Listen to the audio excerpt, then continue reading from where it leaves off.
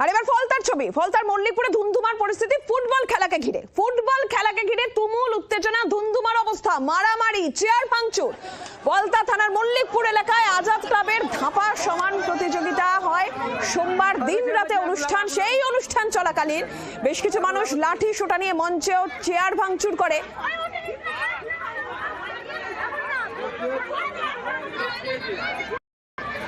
এই অবস্থা দেখুন,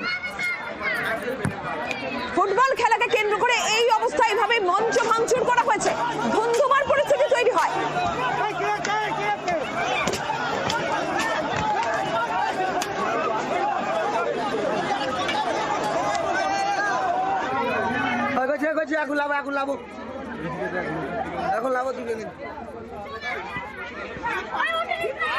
নকিবউদ্দিন গাজী রয়েছেন আমাদের সঙ্গে এই মুহূর্তে টেলিফোন লাইনে। নকিবউদ্দিন, কি অবস্থা? একটা ফুটবল খেলা, তাকে কেন্দ্র করে এই অবস্থা কেন হলো?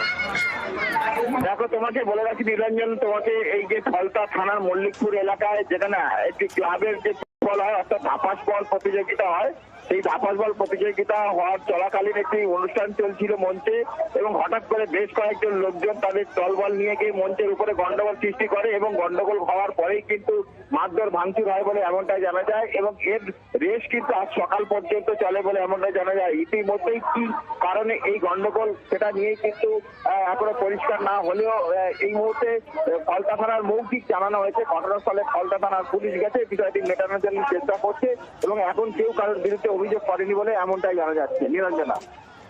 নকিবউদ্দিন, ধন্যবাদ।